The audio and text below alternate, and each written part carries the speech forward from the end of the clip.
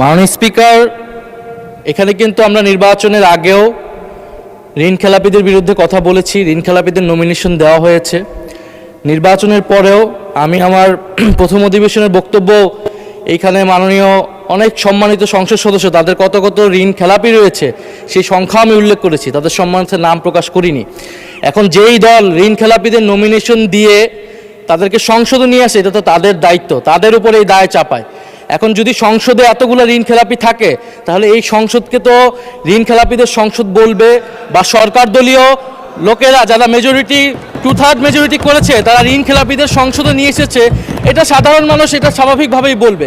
আর আমরা সংসদকে সার্বভৌম বলতেছি, এখন এই সংসদে যদি আমরা ঋণ খেলাপি বলতে না পারি এই সংসদে, তাহলে মাননীয় স্পিকার আমরা আর কোথায় বলবো?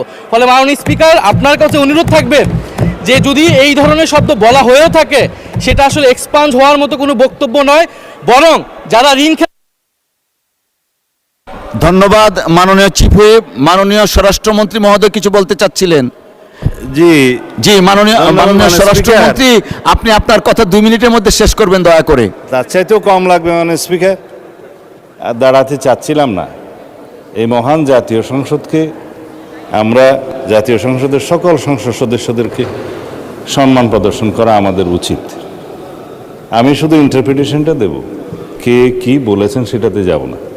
এখানে যারা আছেন কেউ ঋণ খেলাফি না।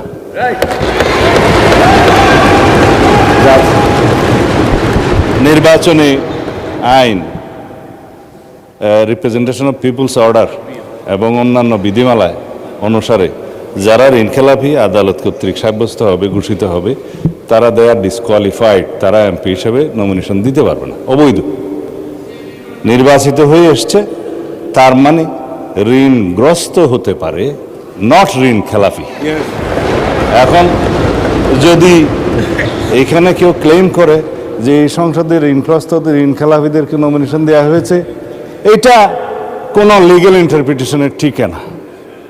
যাদেরকে নমিনেশন দেওয়া হয়েছে তাদের মধ্যে কারো কারো বিরুদ্ধে ব্যাংকের মামলা ছিল, অন্যান্য প্রাইভেট পক্ষের মামলা ছিল, সেগুলো ডিসপোজড অফ হয়ে গেছে ইন দ্য হাইকোর্ট।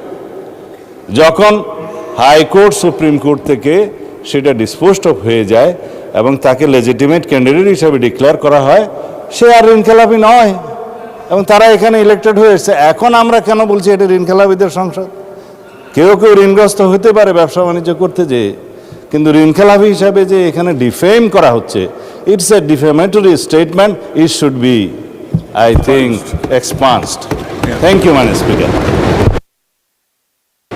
ধন্যবাদ মাননীয় সদস্য। আসলে আজান পড়ে গেছে আজান।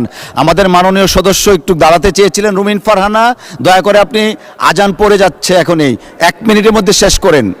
রুমিন ফারহানা, মাননীয় সদস্য, আজান পড়ে গেছে, এই জন্য উনি যেহেতু দাঁড়াচ্ছেন এই জন্য বলেন। মাননীয় স্পিকার, আপনাকে ধন্যবাদ। মাননীয় স্পিকার, টিআইবি সম্প্রতি বলছে যে এই সংসদের সদস্যদের কাছে এই দেশের ব্যাংকগুলোর পাওনা হচ্ছে 11,356 কোটি টাকা। একটা তথ্য দিলাম। 2 হচ্ছে, আমি যেহেতু আইনজীবী, ইলেকশনের আগে সামান্য কিছু টাকা দিয়ে কিভাবে রিশিডিউলিং করা হয় সেটা আমি খুব ভালো করেই জানি, এবং সিআইবির নামটা আসার পরে কিভাবে রিট পিটিশন দাখিল করে সিআইবির নামটা স্টে করে ইলেকশন করে আবারও সেই মানে সুদ দেওয়া বন্ধ করা হয়, সেটাও আমরা ভালো বুঝি। মাননীয় স্পিকার, 3 নম্বর পয়েন্ট হচ্ছে, মন্দ ঋণের সঙ্গে সঙ্গে আমি বলেছিলাম দুর্দশাগ্রস্ত ঋণ, এবং দুর্দশাগ্রস্ত ঋণের পরিমাণ 11 লক্ষ কোটি টাকা, এবং এই 11 লক্ষ কোটি টাকার মধ্যে এই সংসদের কাছে বাংলাদেশে।